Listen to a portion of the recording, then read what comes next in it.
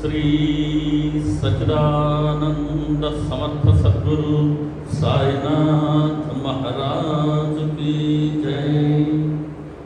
3 సార్లు ఓంకారం చెప్పి కార్యక్రమం ప్రారంభం. ఓంకారం బాగా గట్టి చెప్పాలి, షిరిడీకి రావాలి.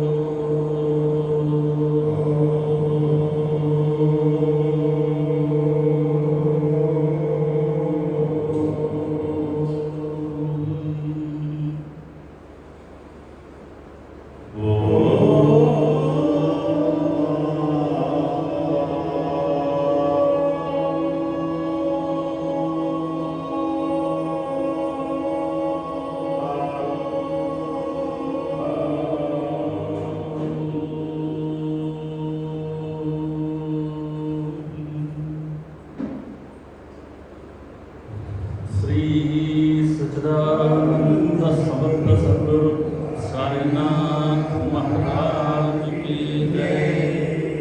గురుమధ్యే స్థితం విశ్వం, విశ్వమధ్యే స్థితో గురుః, గురుర్విశ్వం న చాన్యోస్తి తస్మై శ్రీ గురవే నమః, తస్మై శ్రీ గురవే నమః.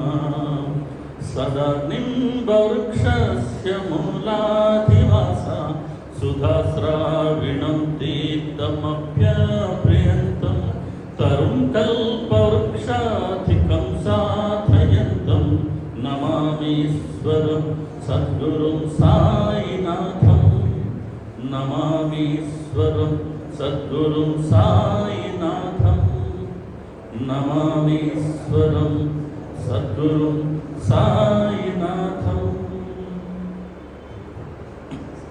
సాయి కృపతో, సాయి ప్రేరణతో, సాయి సన్నిధిలో మన మందిరంలో ఏర్పాటు చేసుకున్న సత్సంగానికి ఇచ్చేసిన సాయి కుటుంబంలోని సహచర సభ్యులేనని ప్రతి ఒక్కరికిను, అలాగే గడిచిన 3 రోజుల నుంచి మనందరికీ తమ సన్నిధిని ప్రసాదిస్తూ తమ స్మరణ చేసుకునే భాగ్యాన్ని ప్రసాదించిన సమర్థ సద్గురు సాయినాథుని దివ్య పాదపద్మాలకి నమస్కారం చేస్తున్నాను. చాలా సంతోషం, తిరిగి సంవత్సరం తర్వాత మన మందిరంలో మీ అందరితో కలిసి సత్సంగం ద్వారా ఇంకొకసారి బాబా గారు స్మరణ చేసుకునే అవకాశాన్ని బాబా గారు కలిగించడం, ఇది వారి అనుగ్రహంగా నేను విశ్వసిస్తూ ఉన్నాను. సత్సంగం చేసుకునేందుకు ఒక సబ్జెక్ట్ ఉండాలి. ఈరోజు బాబా గారు ఇప్పించిన సబ్జెక్ట్ ఏంటంటే బాబా గారులో ఉన్నటువంటి సుగుణ సంపద. దాని గురించి మనం ప్రస్తావించుకుందాం. బాబా గారు స్ఫురణ ఇచ్చిన మేరకు సచ్చరిత్రలో మణిమ గారు, నేను ఆ గ్రంథం తేవడం మర్చిపోయాను ఈసారి. మణిమ గారు రాసిన సంపూర్ణ అనువాద గ్రంథంలో ఉపోద్ఘాతాన్ని ప్రారంభిస్తూ అమ్మ రాసిన మాట ఏంటంటే, ధర్మ సంస్థాపన కొరకు తాపత్రయాలతో తప్పించిపోతూ ఉన్న మానవాళిని ఉద్ధరించడానికి నిర్గుణ నిరాకార పరబ్రహ్మ మరలా మరో మానవ రూపంలో అవతరించింది. ఆ సగుణ సాకార మూర్తియే శ్రీ సాయిబాబా అని అసలు బాబా గారు ఎవరని మొట్టమొదటి వాక్యంలోనే అద్భుతమైనటువంటి ప్రస్తావన. భగవంతుడు నిర్గుణుడు, నిరాకారుడు అయినప్పటికీ ఎందుకు అవతరించాడంటే ధర్మ సంస్థాపన కొరకు. ధర్మమే భగవంతుడు, సత్యమే భగవంతుడు. దాన్ని అంతకుముందు కూడా స్థాపించున్నారు. ఆ స్థాపనని కొనసాగించేందుకు, అలాగే తాపత్రయాలతో, అది భౌతికం, అది దైవికం, ఆధ్యాత్మికం అనే తాపత్రయాలతో తప్పించుకొని మానవుడు ఉండనే ఉండడు సృష్టిలో. మనందరం ఆ మూడిటి ద్వారా పీడింపబడుతూ ఉన్నవాళ్ళమే. మనలాంటి వాళ్ళని ఉద్ధరించడానికి ఎంతో దయతో, ప్రేమతో కరుణతో భగవంతుడే మరో మానవ రూపంలో షిరిడి క్షేత్రంలో అవతరించాడు. ఆ సగుణ సాకార మూర్తి శ్రీ సాయిబాబా. కాబట్టి భగవంతుడు నిరాకారుడు అయినప్పటికీ అదో మనం చూసే బాబా గారి శరీరాన్ని ధరించి అవతరించాడు. శరీరంతో అవతరించినాక వారిలో ఎటువంటి గుణాలని వారు ప్రకటింప చేశారు. వాటిని దర్శించుకొని మనం కూడా ఆ గుణాలు సంతరించుకునే ప్రయత్నం చేస్తే కనీసం మనిషిగానైనా పోతాం. లేదా అన్నిగా ఆచరించగలిగామా ఇక మళ్ళీ జన్మంటూ లేకుండా మోక్షం అనండి, ముక్తి అనండి, అటువంటి స్థితిని కలిగించేందుకే మనకు భగవంతుడు సద్గురువులుగా అవతరించింది. మన సద్గురు బాబా గారిలో ఇటువంటి సుగుణ సంపద ఏ విధంగా ప్రకటమైంది సచ్చరిత్ర చెప్తుంది. బాబా గారిని ప్రకటమైన సుగుణాలు 7. అంటే దీన్ని చాలా కోణాలుగా చెప్పచ్చు. భగవంతుడి గుణాలు షడ్గుణాలు అంటారు. యశస్సు, ఐశ్వర్యం, జ్ఞానం, వైరాగ్యం, ఔదార్యం, వైభవం, అదొక కోణం. సద్గురువుగా భగవంతుడు అవతరించిన తర్వాత ఆయన గుణాలు చెప్తే మనం చెప్పేవాడు చాలామంది ఉంటారు ప్రపంచంలో, కానీ ఆచరించి చూపించేవాళ్ళు చాలా తక్కువగా ఉంటారు. కాబట్టి బాబా గారు ఆచరించి చూపించినటువంటి గుణాలు 7 కనబడుతూ ఉన్నాయి మనకి సచ్చరిత్రలో. సచ్చరిత్ర పేర్కొన్నట్టుగా 1 క్షమ, శాంతి, నిస్సంగత్వం, భూతదయ, పరోపకారం, ఇంద్రియ నిగ్రహం. 7 చెప్పానా? క్షమ, శాంతి, భూతదయ, నిస్సంగత్వం, పరోపకారం, ఇంద్రియ నిగ్రహం, నిరహంకారం అనే ఈ 7 గుణాలు బాబా గారిలో ప్రస్ఫుటంగా ప్రకటమవుతూ ఉన్నాయి. బాబా గారు స్ఫురణ ఇచ్చిన మేరకి ఈ 7 గురించి మనం ప్రస్తావించుకున్నాం. మొట్టమొదటిది క్షమ. చాలా పెద్ద గుణం, మన ఎవరికి సాధ్యం కానటువంటిది క్షమ. అంటే మనం చాలాసార్లు వింటూ ఉంటాం, మన చిన్నతనం నుంచి చదువుకుంటూ ఉంటాం. దాని నిర్వచనం ఏంటి అని అంటే, ఎవరైనా ఒక వ్యక్తి అపరాధం చేసినప్పుడు, మన పట్ల అనుకున్నాం చేసినప్పుడు తిరిగి ప్రతీకారం చేయకుండా ఉండడం. సమయం వస్తుందిలే అప్పుడు చెప్తా అని అనుకోకుండా ఉండడం. లేదు మనకెందుకులే భగవంతుడే వాడికి శిక్ష వేస్తాడు అన్న భావన కూడా ఉండకూడదు. అతను చేసిన అపరాధాన్ని పూర్తిగా మర్చిపోయేటట్టుగా ఉండాలి. భగవంతుడే అతను ఆ తప్పు ఎందుకు చేశాడు అనే సద్బుద్ధిని కలిగించి అతన్ని సరిదిద్దుతాడు అన్న భావనతో అతను చేసిన తప్పుని మర్చిపోవాలి. ఇది క్షమ. ఇటువంటి గుణమే క్షమ. ఎవరికి సాధ్యమవుతుంది ఇటువంటి క్షమ గుణం? ఎవరైనా తాను ప్రాప్తం మనలో ఒకటంటే ఏం చేస్తాం? మనం గట్టి చెక్కతో 2 అంటాం. ఎందుకంటున్నాం? నన్ను అంటావా, నా జోలికి వస్తావా అంటే పూర్తిగా శరీర అభిమానం ఉన్నటువంటి తత్వం మనది. వారికి శరీర ధ్యాసే లేదు. అటువంటి సత్పురుషులలో, పరబ్రహ్మ స్వరూపులలో మాత్రమే ఈ క్షమాగుణం ఉంటుంది. ఉదాహరణ చెప్పాలంటే చాలా ఉంటాయి. మొదటికి ఒక్కొక్కటి చెప్పుకుందాం మనకున్న సమయాన్ని బట్టి. బాబా గారు ఆయన దీపారాధన చేసేవారు. 5వ అధ్యాయం అనుకుంటా మన సచ్చరిత్రలో 5వ అధ్యాయం ఆ దీపారాధన ప్రస్తావన వస్తుంది. దీపారాధన చాలా ఇష్టం ఆయన. ప్రతిరోజు సాయంత్రం మన హిందూ దేవాలయాల్లోనూ మసీదులోనూ ఆయన దీపాలు వెలిగించేవారు. దీపం అంటేనే కార్తీక మాసంలో దీపాలు వెలిగిస్తాం. ఇక రాబోతుంది ముందు. ఎందుకు వెలిగిస్తామనంటే ఆ దీపం వెలిగిన చోట ఆ దీపకాంతి ప్రసరించిన మేరకు అక్కడ ఉన్న చీకటి మాయమవుతుంది. చిన్న చీకటి ఉన్న గదిలో కూడా ఒక చిన్నపాటి దీపాన్ని వెలిగించామంటే ఆ దీప కిరణాలు ప్రసరించినంత మేర చీకటి తొలగుతుంది. కాబట్టి సద్గురువు అనగానే ఆయనకి దీపం అనేది గుర్తు.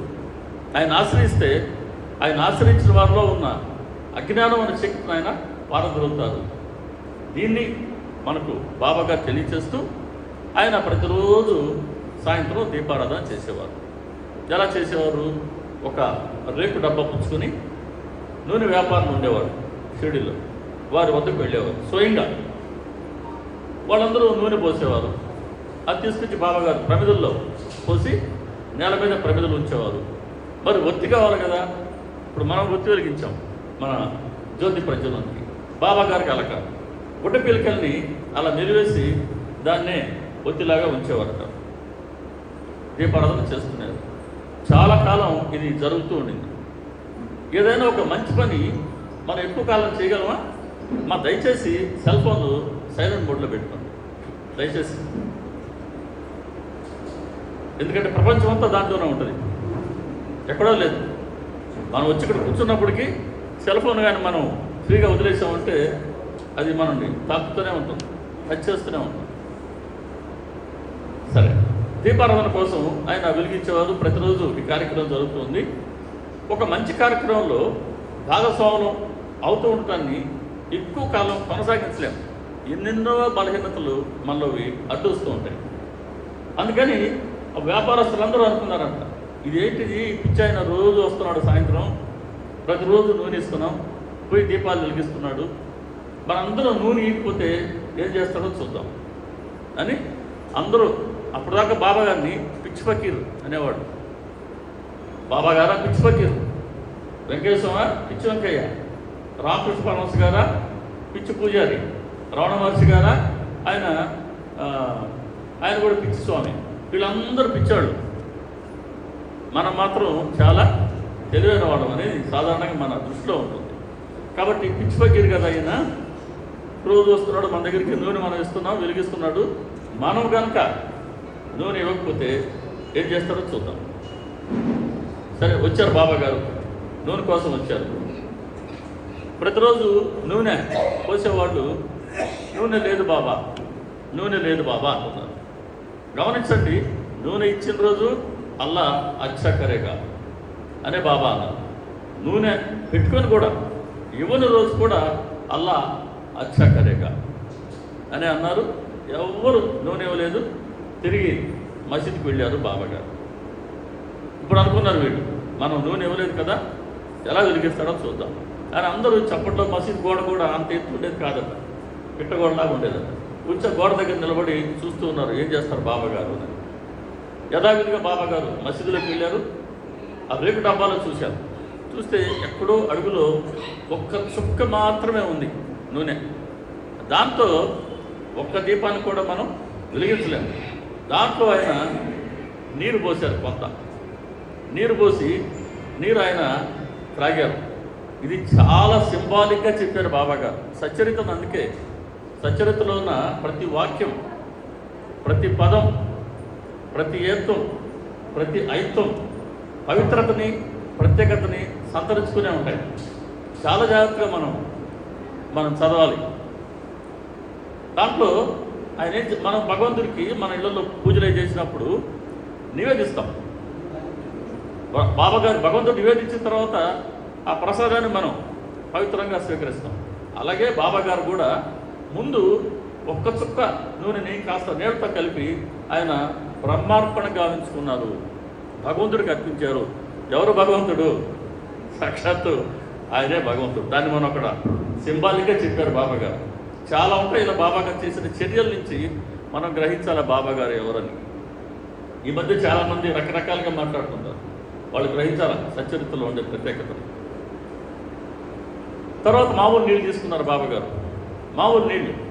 ఈ నీళ్ళు తీసుకొచ్చి ప్రమిదల్లో, అమ్మా దయచేసి మాట్లాడుకోవద్దనన్నా, అమ్మా మీకు నమస్కారం తల్లి, మీకు నమస్కారం పెడతానమ్మా, దయచేసి మాట్లాడుతామ్మా, మీకు ఇద్దరికి నమస్కారం పెడతాను నేను. ప్రమిదల్లో నీరు పోసాను. ఇంకా ప్రమిద వెలగాలంటే ఏం పోయాలి మనం? నూనె పోయాలా, నీరు పోయాలా? నూనె పోయాలి. ఇక్కడ నీరు పోస్తున్నాడు ఈయన. ఇప్పుడు నాకేమేమనుకుంటున్నారు జనం? పిచ్చి పగ్గిలు అనుకుంటున్నారు. మరి పిచ్చి అయినా మంచి అయినా నీరు పోస్తున్నాడంటే అని వీళ్ళు సంతోషపడుతున్నారు. మనం అనుకున్నాము పిచ్చి అయినని, ఈయన పిచ్చి పనే చేస్తున్నాడు. సరే, ఆ నీరు పోసారు. తర్వాత యథావిధిగా ఆ గుడ్డ పిలుకలు అలా మెలిచేసి ఆ ఒత్తిలాగా వేసేశారు. ఇప్పుడు అగ్గిపళ్ళు గీసి ఆయన వెలిగిస్తున్నారు. వెలగాలన్నా ఇప్పుడు? వెలగకూడదు. కారణం ఏంటి? నీటికి సహజమైన గుణం ఏంటి? మంటని ఆపుతుంది. కానీ ఇక్కడ అదే నీరు మంటని వెలిగించింది. ఇది బాబాగారి సమర్థత, బాబాగారి ప్రత్యేకత. ఆయన పచ్చికుండ చాలు, సాయంత్రం వరకు నీరు మోస్తుంది. పచ్చికుండను ముట్టుకుంటే ఏమవ్వాలా?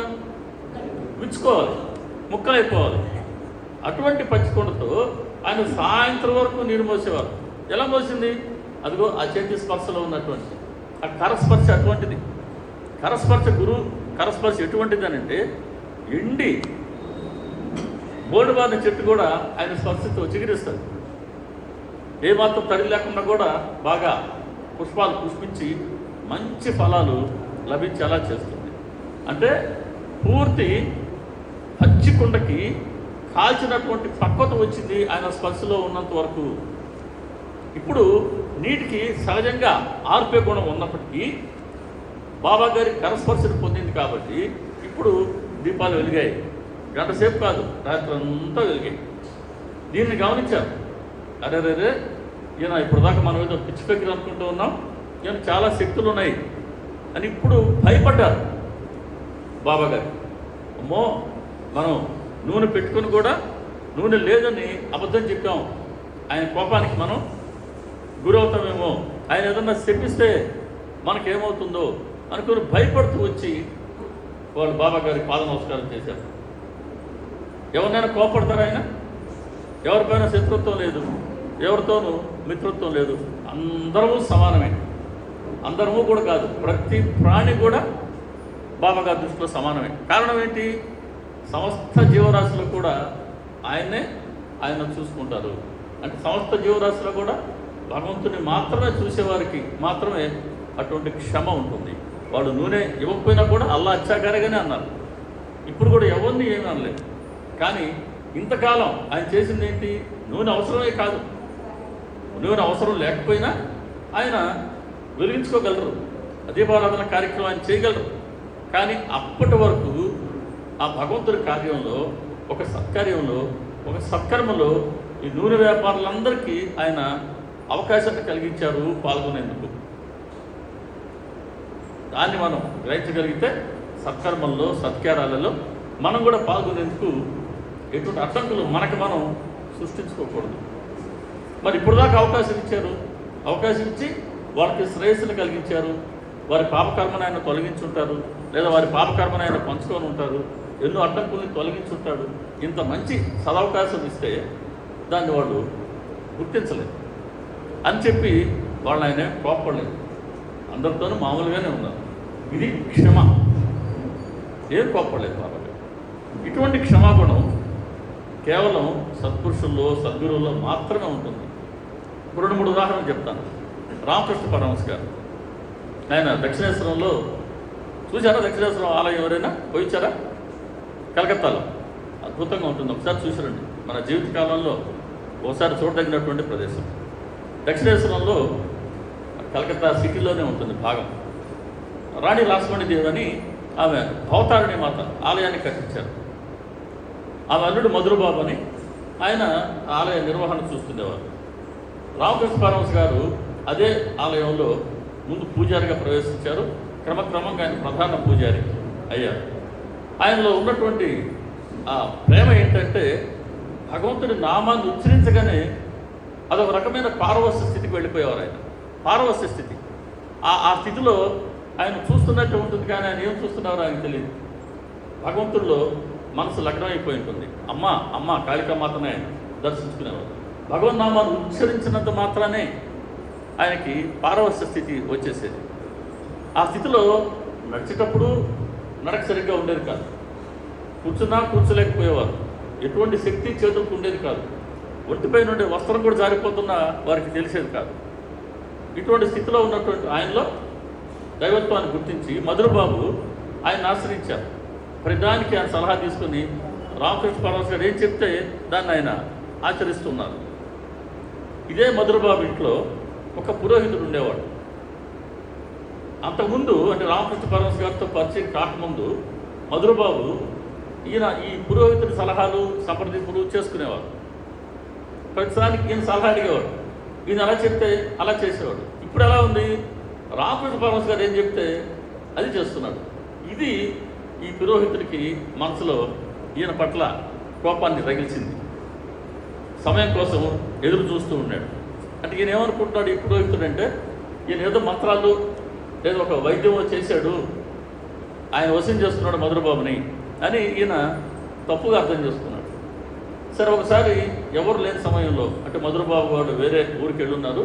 బహుశా మధురబాబు ఇంటికే రామకృష్ణ పరమహంస వచ్చిన సందర్భం అనుకుంటాను అది నేను. రామకృష్ణ పరమహంస గారు భగవన్నామాన్ని ఉచ్చరిస్తూ ఆయన పారవశ స్థితికి వెళ్ళిపోయారు. ఆయన ఏం చూస్తున్నారు ఇంకా తెలియని పరిస్థితి. ఇంట్లో ఎవరు లేరు, పురోహితుడు మాత్రం ఉన్నారు. వచ్చి ఈయన దబాయించాడు. ఏం మంత్రం వేసావు, ఏం మందు చల్లావు, నువ్వు మధురబాబుని నీ వశం చేసుకున్నావు, చెప్పు అంటాడు. ఈయన విన్నవాడైతేగా చెప్పేదానికి ఏదన్నా, కానీ చూస్తూనే ఉన్నాడు. ఏం చూస్తున్నాడో తెలియదు అనేది ఇతనే తెలియదు కదా. కొడుతున్నాడండి, కాలుతో చెరుతో కొట్టాడండి సాక్షాత్తు భగవంతుడిని. కొట్టిన తర్వాత కాసేపటికి ఈయనకి భాష స్మృతికి మళ్ళీ వచ్చాడు. కొడుతూనే ఉన్నాడు, అడుగుతూనే ఉన్నాడు, చెప్పు అని. ఈయనేం చెప్తారు, కొట్టి వెళ్ళిపోయాడు. తర్వాత మధురబాబు వాళ్ళందరూ వచ్చారు. వాళ్ళకి కానీ రామకృష్ణ పరమహంస గారు ఇతను కొట్టాడు అని కానీ చెప్పి అనుకుంటే శిరచ్ఛేదమే, ఇంకా రెండో శిక్ష కూడా కాదు. అటువంటి నేపథ్యంలో ఎవరికి చెప్పలేదు ఆయన. అదేమి జరగనట్టే అతనితో మామూలుగానే ప్రవర్తించాడు. అది క్షమ. మరి ఆయన ఎందుకుంది రామకృష్ణ పరమహంస గారు అంటే ఆయన అందరిలో భగవంతుడినే చూస్తున్నారు. ప్రతి ఒక్కరికి ఎదుటి వారికి శ్రేయస్సును కలిగించాలనే వారి ప్రయత్నం ఉంటుంది. మరి రమణ మహర్షి గారి గురించి ఒకటి చెప్పుకుంటే మనం, మహర్షి గారు ఆశ్రమం ఉండేది కదా, రమణాశ్రమం. రాత్రి ఆయన ఆశ్రమంలో శయనించేవారు. ఆయనతో పాటు ఒక సేవకుడు కూడా ఉండేవారు. మనలాంటి భక్తులు రోజు ఆశ్రమానికి వస్తున్నారు పోతున్నారు కాబట్టి చాలా కానుకలు ఇస్తుంటారు. ఆశ్రమంలో చాలా డబ్బు ఉండాలా అని ఒక దొంగల ముఠ దీన్ని గమనించింది. సమయం కోసం ఎదురు చూస్తూ ఉన్నారు. ఒకరోజు రాత్రి వచ్చి ఆశ్రమంలో దొరబడ్డారు. చిన్న బీరువా ఏదో ఉండేదట, దాంట్లో చాలా డబ్బులు ఉంటాయి అనుకున్నారు. తీసి చూశారు. శివాలయంలో ఏముంటుంది అంతే కదా, అదే అక్కడ ఉండింది. కోపం వచ్చింది, ఇంతసేపు వెతికితే మాకేం కనబడదా అని ఏం చేశారు, ఇంతకి కొట్టారు మహర్షి గారిని కూడా. మహర్షి గారిని కొట్టారు, ఆ కూడా ఉండే సేవకుని కొట్టారు, వెళ్ళిపోయారు. తెల్లారు ఇంక మళ్ళీ భక్తులందరూ ఆశ్రమానికి వచ్చారు. వస్తే ఏం జరిగిందో చెప్పారు. అందరికి చాలా బాధ కలిగింది. అయ్యో భగవాన్ అని ఎంతో మనం భక్తిగా ఆయన పూజించుకుంటూ ఉంటాం, భగవాన్ని కొడతారా అని భగవాన్ దగ్గరికి వెళ్ళి, భగవాన్ మనం పోలీస్ కంప్లైంట్ ఇద్దాం, పోలీసులు బాగా తెలిసి ఎవరు చేశారో వాళ్ళని పట్టుకుంటారు, జైల్లో పెట్టిద్దాం అన్నారు. ఆయన నవ్వారు. ఎందుకండి మీరు రోజు వస్తున్నారు, మీరు నన్ను ఎలా పూజిస్తున్నారు, ఇది మీకు తెలిసిన పద్ధతి, వారు అలా పూజించారు, అది వారికి తెలిసిన పద్ధతి, దీనికి ఎందుకండి కేసు అన్నారు. నవ్వేశారు. ఎలా ఉంటుంది ఇంకంతకన్నా క్షమ అంటే, కొట్టారు కదా అని ఏమనుకోలేదు. చేసిన తప్పుని తప్పు చేసినట్టుగానే భావించరు.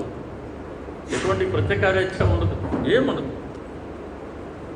అలాగే చంద్రశేఖరేంద్ర సరస్వతి గారు మన కంచి కామకోటి పీఠాధిపతిగా ఉన్నప్పుడు, వారి హయాంలో వారి శరీరంతో ఉన్నప్పుడు ఆయన నడయాడే దైవం అనేవాడు. ఆయన మనలాంటి ఊరికి వచ్చారనుకోండి, సాక్షాత్తు పరమేశ్వరుడే వచ్చాడా అని ఊరు జనం అందరూ వెళ్ళి ఆయన్ని దర్శించుకునేవారు. ఆ పీఠంలో కూడా ఒక సేవకులు ఉంటారు కదా, ఒక సేవకుడికి గారెలు అంటే భలే ఇష్టం అంటారు. సరే ఒక 2-3 నెలల క్రితం అనుకున్నాడు తన స్వగ్రామానికి వెళ్ళాలని. అప్పటి నుంచి ఆ స్టోర్ రూమ్లో ఉండే మినప్పప్పు కాసింత ఒక పిడికలు దొంగలించుకొని వచ్చి తన సంచిలో దాచిపెట్టుకుంటూ ఉన్నాడు. అంటే ఏమని, ఊరికి వెళ్ళినప్పుడు 3 నెలల తర్వాత ఊరికి వెళ్తాం కదా, గారెలు వండించుకొని తిందామని అతను ఆశ. అలా 2-3 నెలలకి అంత పప్పు చేకూరింది. దొంగతనం ఆగుద్దా, ఎవరు కంటపడకుండా ఉంటుందా? ఒక రోజుకి తప్పకుండా బయటపడాల్సిందే, ఇన్నెవిటబుల్, తప్పనిసరి. ఇంకెవరో గమనించి అతను వెళ్ళి స్వామికి ఫిర్యాదు చేశారు. స్వామి ఇదిగో పలానా వ్యక్తి ఇట్లా మినపప్పు దొంగిలించి సంచిలో పోసుకున్నాడు, ఊరికి తీసుకెళ్తాడు. సరే, స్వామి పిలిపించారు, రమ్మన్నారు అన్నారు. వంట చేసి అతను కూడా రమ్మన్నారు, మాస్టర్ని కూడా. అందరూ ఏమనుకున్నారు, ఇంకా స్వామి చెప్తారేమో అనుకున్నారు. వంటవాడిని పిలిచి ఆయన, ఇదిగో అబ్బాయి, ఇతడికి గారెలు అంటే ఇష్టం, ఈరోజు గారెలు ఉండు, అతడు ఎన్ని తింటాడో అన్నీ పెట్టు, వెళ్ళు అన్నారు. ఒకసారి ఊహించుకోండి, మనం ఆ స్థితిలో ఉంటే ఎలా ఉంటుంది, ఆ ప్రేమ తట్టుకోలేము. వెళ్ళి పాదాల మీద పడ్డాడు. అది క్షమాగుణం. ఇంతమందిలో క్షమాగుణం. జీసస్ క్రీస్తు ఆయన్ని భయంకరమైన శిక్ష, శిలువ అంటే. ప్రపంచంలో అటువంటి శిక్షను మనం ఎప్పుడు కూడా ఊహించి ఉండం. సరే, వాళ్ళు మన గురించి ప్రస్తావిస్తున్నదో మనకు తెలియదు, కానీ మనం ఏంటంటే అందరూ మంచిని మనం చెప్పుకుంటూ ఉంటాం. అది మన మతంలో ఉండేటువంటి ఒక గొప్పతనం, ఉదార స్వభావం. ఆయన సిలువ వేశారు, విపరీతమైన శిక్ష, కొట్టుకుంటూ వెళ్ళారు, కొరడాలతో కొట్టారు. అసలు దాని మీద పాదాలకు చీలగొట్టి, మోకాళ్ళకి చీలగొట్టి, అరచేతులకు చీలగొట్టి, దాన్ని అసలు ఊహించుకోలేము. ఊహించుకుంటేనే ఆయన ఎలా దాన్ని భరించగలిగారా అనిపిస్తుంది. అంత శిక్ష వేసినప్పుడు కూడా ఆయన నోటికుండా వచ్చిన చివరి మాట ఏంటి? తండ్రి, వీరు ఏం చేస్తున్నారో వాళ్ళకి తెలియడం లేదు, దయచేసి వాళ్ళని క్షమించు అని ఆయన ప్రార్థించాడనంటే, అటువంటి వాళ్ళ ప్రేమని మనం అనుభవించాలి, కానీ మనం దాన్ని తట్టుకోలేం. ఇటువంటి ప్రేమ సాధ్యమా అనిపిస్తుంది. ఎస్, సాధ్యమే. ఇప్పుడు దాకా మనం చెప్పుకున్న మహానుభావులందరిలోనూ ఆ క్షమాగుణం ఉంది. ఇది క్షమ. కాబట్టి ఎవరికైతే క్షమ ఉందో వాళ్ళు భగవంతుడి అనుగ్రహానికి పాత్రులు. భగవంతుడు చేరుకుంటారు నేరుగా, అంతే. దాంట్లో రెండో అనుమానం లేదు ఇక్కడ. అందుకే క్షమ అనేది భగవద్గీతలో యజ్ఞముగా చెప్పారు. క్షమ అంటే యజ్ఞం.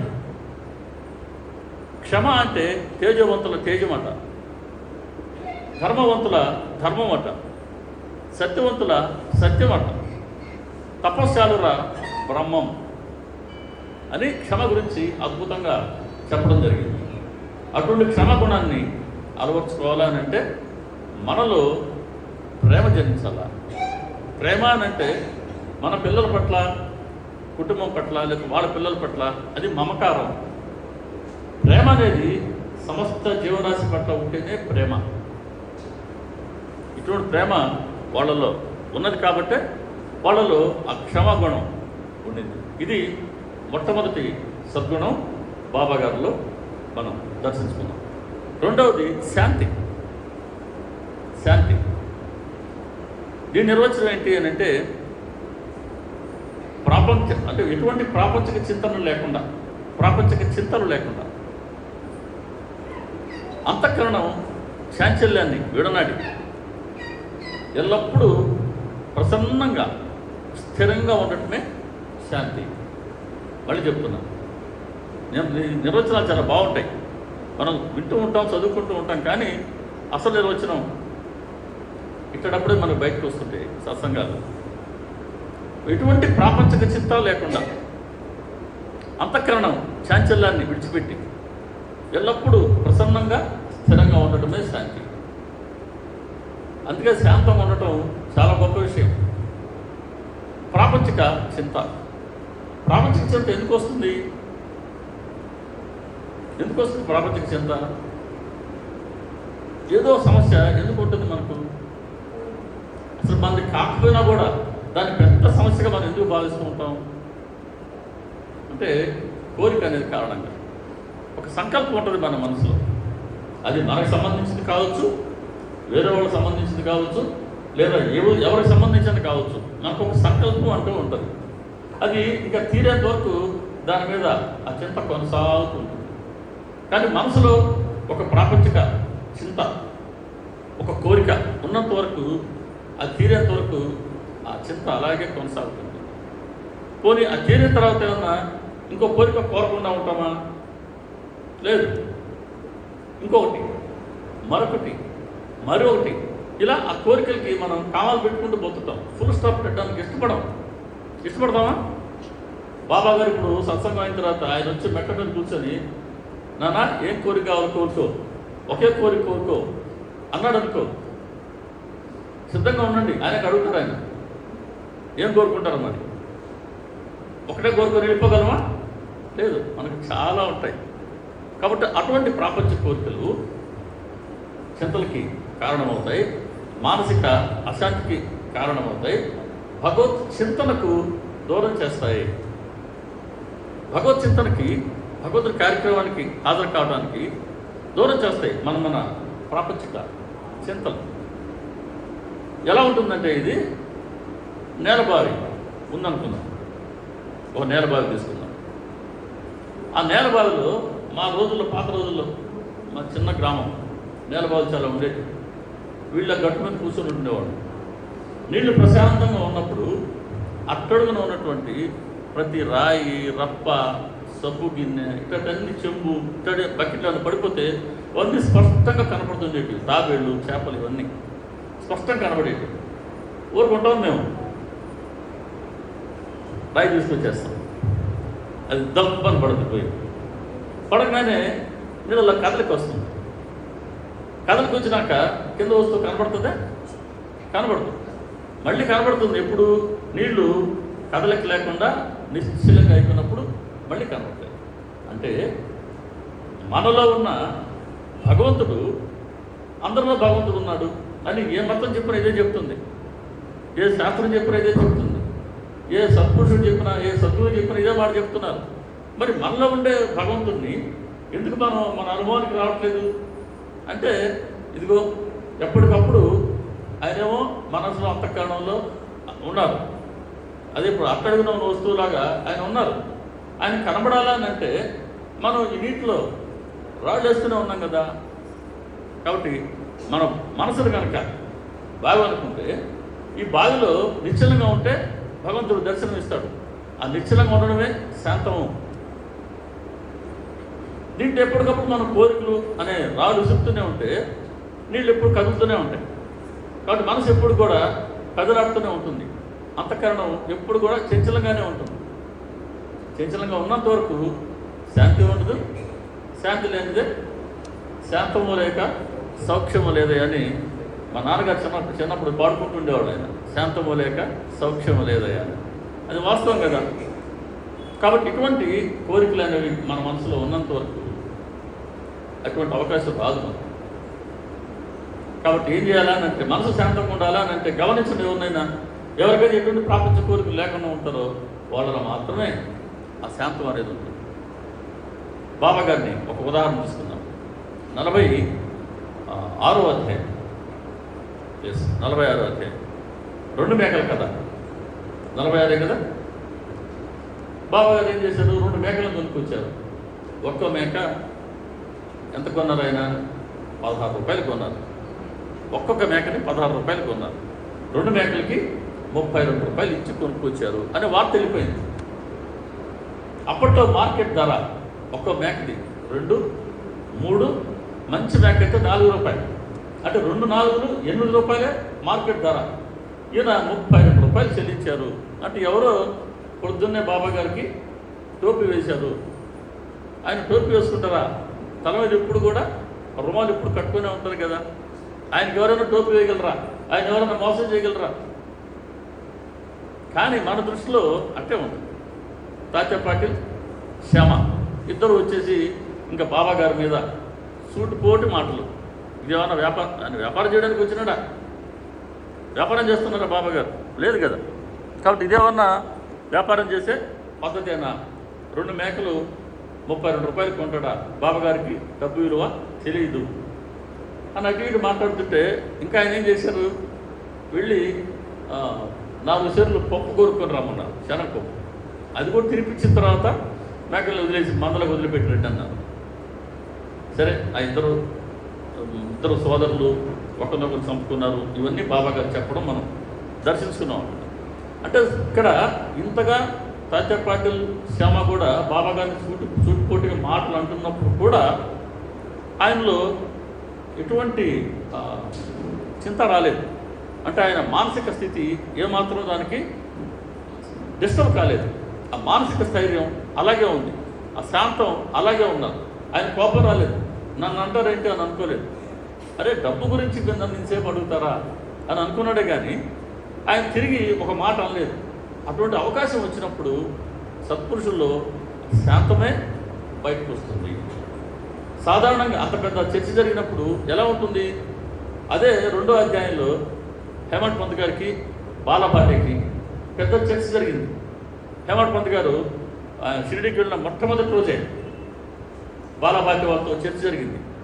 గురువుని ఎందుకు ఆశ్రయించాలి, మనం చేసే పనిలో దక్షత ఉండాలి, కానీ మన ప్రయత్నం మనం చేయకుండా గురువు ఏం చేస్తాడు అని హేమంత్ పంత్, లేదయ్యా గురువుని ఆశ్రయించకపోతే మనం ఎటువంటి ఫలితాన్ని పొందలేం, కాబట్టి గురువు అనుగ్రహం ఉంటే తప్పించి మన ప్రయత్నం సఫలం కాదు అని బాలభార్య బృందం. అది ఒక చర్చ. రెండో చర్చ ఏంటి? స్వయం కృషి గొప్పదా లేకపోతే విధి గొప్పదా? ఈయన స్వయం కృషి గొప్పదా అంటాడు హేమంత్ పంత్ గారు. వాళ్ళు కాదయ్యా విధి గొప్పది అని వాళ్ళు. ఇలా దాదాపు 2-3 గంటల పాటుగా వీళ్ళకి వాదోపాదాలు జరిగాయి. ఫలితంగా ఏమైంది? ఒక 2-3 గంటల మనం వాదోపాదాలు చేసుకున్నాం అనుకోండి, ఫలితంగా మనం పొందేది ఏంటి? ఏం పొందుతాం? ఎవరైనా మానసిక అశాంతే. కాదంటారా? ఖచ్చితంగా అంతే. ఇంట్లో అయినా ఒక విషయం మీద ఒక అర్ధగంట మనం పోట్లాట జరిగింది అనుకుందాం, పోట్లాట జరగకుండా ఎదుర్కొంటాయి, ఎన్నెన్నో విషయాలు జరుగుతుంటాయి. ఆ తర్వాత ఆలోచించుకుంటే ఇంతసేపు మనం చేసిన పోట్లాట వల్ల ఆ మానసిక అశాంతే కదా, ఎప్పటికది మళ్ళీ నార్మల్కి వచ్చేది, సహజంగా ఇప్పటికి వస్తుంది. అది వాళ్ళ అనుభవం. అటువంటి సందర్భం వచ్చినప్పుడు మనలో ఆగ్రహావేశాలు వస్తాయి, పట్టుదలలు వస్తాయి. నా మాట నిజం అని దాన్ని మనం నిరూపించుకునేందుకు విశ్వ ప్రయత్నం చేస్తాం, కానీ బాబాగారు అలా చేయరు. కాబట్టి వాళ్ళలో ఇటువంటి సమస్య వచ్చినప్పుడంతా వాళ్ళలో శాంతి పోషణమే తెలుసుకుంటుంది. అట్లా శాంతం వాళ్ళ దగ్గర ఎందుకు ఉంది అంటే అదిగో వాళ్ళల్లో ఎటువంటి ప్రాపంచిక కోరిక లేదు. డబ్బైనా రూపాయైనా ఒకటే, మట్టి అయినా ఒకటే, బంగారం అయినా ఒకటే, మట్టి అయినా ఒకటే. అది నీది నాది, ఇది విలువ గలది, అది విలువ లేనిది, ఇవన్నీ వాళ్ళ దగ్గర ఉండవు. సముద్రం దగ్గరికి పోతాం మనం, కార్తీక మాసం రాబోతుంది కదా, మళ్ళీ వెళ్ళి సముద్ర స్నానం చేస్తాం. సముద్రం నీళ్లు స్నానం చేసేందుకు మాత్రమే పనికొస్తాయి, త్రాగేందుకు పనికొస్తాయా? చాలా దాహం వేసింది అనుకుందాం, అది త్రాగితే దాహం తీరుతుందా? ఎందుకని? ఉప్పు ఉంది కాబట్టి. మన మనసు అనే సముద్రంలో ఈ ఉప్పు కలిసినంత వరకు ఈ మనసు శాంతాన్ని వహించలేదు. త్రాగే నీళ్ళలో ఉప్పు లేకుండా ఉంటేనే మనం త్రాగలం. కాబట్టి త్రాగే నీళ్ళలోంచి ఉప్పు తీసేస్తేనే దాన్ని మనం త్రాగలం.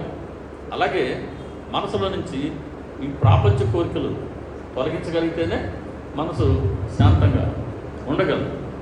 వాళ్ళలో ప్రాపంచిక చింతన లేదు కాబట్టి వాళ్ళలో శాంతంగా ఉంది. బాబా గారిని ఆశ్రయించిన వాళ్ళలో కూడా ఈ శాంతం ఎలా ఉండిందని అంటే, బాబా గారిని అత్యంత సన్నిహితంగా 60 ఏళ్ళ పాటు సేవించుకున్న భక్తుడు ఎవరు? మాల్సాపతి. మాల్సాపతి తర్వాత ఎవరైనా 60 ఏళ్ళ పాటు 24 గంటల్లో 23 గంటలు బాబా గారి సన్నిధిలో ఉన్నారు ఆయన. రాత్రి కూడా మసీదులో బాబా గారితోనే శయనించేవారు ఆయన. అటువంటి మాల్సాపతి గారి వద్ద బాబా గారి దేహానంతరం వెళ్ళి భక్తులు కూర్చుంటే ఆయన చుట్టూ శాంతంగా ఉండేదంట. ఆయన సన్నిధి, మాల్సాపతి గారి సన్నిధి. బాబా గారి దేహానంతరం వెళ్ళి మళ్ళీ అంటాడు ఆయన చుట్టూ కూర్చుంటే ఆయనలో ఉన్నటువంటి ఆ శాంతాన్ని చూసి కూర్చున్న వాళ్ళ మనసు కూడా ఆ శాంతాన్ని, ఆనందాన్ని అనుభవించదు. అంటే బాబా గారిని సేవించుకున్న భక్తుల్లో కూడా ఆయన ఇటువంటి శాంతాన్ని ఆయన నింపగలిగారు. వాళ్ళు సంతరించుకున్నారు ఆ శాంతం. అంటే వాళ్ళ ప్రాపంచిక కోరికలు లేవు, ప్రాపంచిక చింతన లేదు. కాకాసాహెబ్ దీక్షిత్ ఆయన షిరిడీలో ఉన్నప్పుడే వత్సలి వాళ్ళ అమ్మాయి, బహుశా 7-8 ఏళ్ల వయసులో అమ్మాయి షిరిడీలో ఉన్నప్పుడు దీక్షిత్ వాడాలో జ్వరం వచ్చింది. దీక్షిత్ గారి భార్యకేమో జ్వరం తగ్గట్లేదు, మనం బాంబేకి తీసుకెళ్ళి వైద్యం చేయించుకుందామని కోరిక. కానీ ఈయనకేమో బాబా గారి పట్ల పూర్తి విశ్వాసం. బాబా గారు తెలుసు కదా ఆయన నయం చేస్తారు అని ఆయన ఎటువంటి వైద్యాలకి వాటి జోలికి వెళ్ళలేదు. జ్వరం ఎక్కువ అవుతుంది అమ్మాయికి రోజు రోజు. ఒకరోజు శ్యామ అడిగాడు బాబాని, శ్యామని బాబా అడిగాడు, అరే శ్యామ, దీక్షిత్ కూతురు ఇంకా చచ్చిపోలేదా అన్నారు. శ్యామ అదిరిపోయాడు, ఇదేంటయ్యా నువ్వు కాపాడుతావని మేము అందరూ అనుకుంటుంటే మీరు ఇలా ఎలా అంటున్నారు. లేదురా శ్యామ, అమ్మాయి ఈరోజు చనిపోతుంది. ఇంకా ఆయన చెప్పినాక దానికి విరుద్ధంగా జరుగుతుందే. సాక్షాత్ పరబ్రహ్మ ఆయన నోటికుండా వచ్చిందంటే అది జరిగి తీరవలసిందే. మధ్యాహ్నం చనిపోయింది అమ్మాయి. ఆ తల్లి అయితే తట్టుకోలేకపోయిందంట. ఒకే కూతురు, ఇద్దరు కొడుకులో కూతురు అనుకుంటారు, ఒకే కూతురు అమ్మాయి. తల్లి సహజంగా తట్టుకోలేకపోయింది. కానీ దీక్షిత్ గారి మనసు మాత్రం శాంతంగా ఉండిందంట. అప్పుడు కూడా కప్పటిగా డైరీలో రాస్తారు ఆయన. వాళ్ళ భార్యనైతే, దీక్షిత్ గారి భార్యనైతే మేము సముదాయించలేకపోయాం. కానీ దీక్షిత్ గారు మాత్రం ఆయన ముఖంలో ఆ శాంతం అలాగే ఉండింది. మరి ఆ శాంతం ఎక్కడి నుంచి సంతరించుకున్నారు ఆయన? బాబాగారి వద్ద, బాబాగారి మార్గదర్శకత్వంలో సంతరించుకున్న గుణం ఇది. కాబట్టి శాంతం అనేది ప్రాపంచిక చిత్తలకి మనం ప్రాపంచిక కోరికల నుంచి మనం దూరం జరిగితే కానీ ఆ శాంతం అనేది మన దగ్గరికి రాదు. ఇది శాంతం. క్షమ, శాంతి. నిస్సంగత్వం అంటే దీనికి సంగత్వం అనే దానికి వ్యతిరేక పదం నిస్సంగత్వం. ఆశ, నిరాశ అంటాం కదా, అలా నిస్సంగత్వం సంగత్వానికి వ్యతిరేకమైన పదం. సంగత్వం అంటే ఏంటి? మోహం. సంగత్వం అంటే ఒక అనుబంధం, ఓ బంధం. సంగత్వం అంటే సంగత్వం ఎంత సహజంగా ఉంటుందంటే, ఈ గడచిన 3 రోజుల నుంచి కార్యక్రమానికి వచ్చిన వాళ్ళు ఏమన్నా చేతులు ఎత్తనమ్మా? ప్రతిరోజు వచ్చారమ్మా? Yeah, very good. మొదటి రోజు మీరు ఎక్కడ కూర్చున్నారు? మొదటి రోజు ఏమ్మా? ఏ కుర్చీలో కూర్చున్నారు? రెండో రోజు, మూడో రోజు, ఈరోజు కూడా అక్కడ కూర్చున్నారు అనుకోండి, వారికి ఎలా ఉంటుంది చెప్పండి. మీరు ఎవరైనా కూడా సహజంగా ప్రాక్టికల్గా చెప్పండి. అంటే మన మనసు ఎంత సులువుగా ఉంటుంది ఈ సంగత్వానికి ఎలా అలవాటు పడిందో దానికి ఎగ్జాంపుల్ చెప్తున్నా అంతే. సో మనం మొదటి రోజు ఆ సీట్లో కూర్చున్నాం, రెండో రోజు కూడా కన్ను అడ్డే పోద్ది. ఎవరైనా కూర్చున్నారనుకో అనుకుంటాం. అందుకనే రెండో రోజు ఇక్కడే కూర్చుంటాం. మూడో రోజైనా అంతే. అలా ఈ వారం రోజులు వారి సీట్ ఇదే, వారి సీట్ అదే, వీరి సీట్ ఇదే. ఇది సంగత్వం. సహజంగా దానికినే చెప్తున్నాం, మనకు అర్థమయ్యే దానికోసం చెప్తుంది. అంత సులువుగా సంగత్వం ఉంటుంది. కాబట్టి నా భార్య లేదా నా భర్త, నా పిల్లలు, నా మనవళ్ళు, నా మనవరాళ్ళు, నా కూతురు, నా అల్లుడు, నా కొడుకు, నా కోడలు అంటామా? ఇదొక్కటి ఎక్సెప్షన్. మరి నా కోడలు అత్తలు ఉంటే నమస్కారం. ఇది సహజంగా మన మనసులో ఉండే భావాలు. నా ఆస్తిపాస్తులు, నా ఇల్లు, నా వృత్తి, నా వ్యాపారం, నా వాహనం, అన్నిటికీ నా నా నా ఇది సంగత్వం అంటే. ప్రజానికి బంధం. ఒక ఊరిలో శివాలయం ఉండేదట. ఆ శివాలయం ముందు చాలామంది సన్యాసులు వచ్చి ఉండేవాళ్ళు. వాళ్ళు భిక్షకు వెళ్ళి వచ్చేవారు. మధ్యాహ్నం కూర్చొని అక్కడ వాళ్ళు భోజనం చేసేవారు. అలా జరుగుతుండేది. ఒక కొత్త సన్యాసి ఇచ్చాడంట అక్కడ, కొత్తగా వచ్చిన సన్యాసి. ఆయన వీళ్ళందరూ ఆ భోజనం చేసిన తర్వాత ఏదో ఒకటి మాట్లాడుకుంటూ ఉండేవాడు. అది భగవంతుడి గురించి కావచ్చు, పిచ్చాపాటి కావచ్చు. ఈ కొత్తగా వచ్చిన ఆయన మాత్రం ఆయన ఏం మాట్లాడకుండా ఉన్నాడు. భిక్ష తీసుకునేవాడు, మౌనంగా ఉంటున్నాడు. వీళ్ళకి అనుమానం వచ్చింది, ఏంటినా ప్రతిరోజు మౌనంగా ఉంటున్నాడు అని. వీళ్ళు అడిగారు, ఏమయ్యా నువ్వు వచ్చి 3-4 రోజులు అయింది కదా, మరి ఎందుకు నువ్వు మౌనంగా ఉంటున్నావు? మాకేదన్నా నువ్వు భగవంతుడి గురించి నువ్వు విన్నవి, నువ్వు చూసినవి, నువ్వు తెలుసుకున్నవి చెప్పొచ్చు కదా అంటే ఆయన అన్నారు, అయ్యా నేను ఈ ఊరు వాడు కాదు. భిక్ష తీసుకుని వచ్చి ఇదిగో నేను ఈ బండ మీద కూర్చుంటున్నా. రెండో రోజు ఆ బండ మీద ఇంకెవరు కూర్చున్నారు. అరే నా బండ మీద ఇంకెవరు కూర్చున్నారే అనుకున్నాను. మూడో రోజు ఇంకెవరు కూర్చున్నారు. అరే మళ్ళీ నా బండ మీద ఇంకెవరు కూర్చున్నారే అనుకున్నాను. ఊరు నాది కాదు, ఆ బండ నాది కాదు. అటువంటి బండతోనే నా మనసులో ఇంత సంగత్వం ఉంటే నేను ఇంక భగవంతుడి గురించి తెలుసుకునేది ఏంటి, నేను నాకు తెలుసుకునే భగవంతుడి గురించి నేను మీకు చెప్పడం ఏంటి అని అన్నాం. కాబట్టి మనలో సంగత్వం ఇంత సహజంగా ఉంటుంది. సాక్షాత్తు పరమాత్మ స్వరూపుల్లో, పరబ్రహ్మ స్వరూపుల్లో, సద్గురువుల్లో సంగత్వం ఉండదు. కనీసం వాళ్ళ శరీరంతో కూడా సంగత్వం ఉండదు.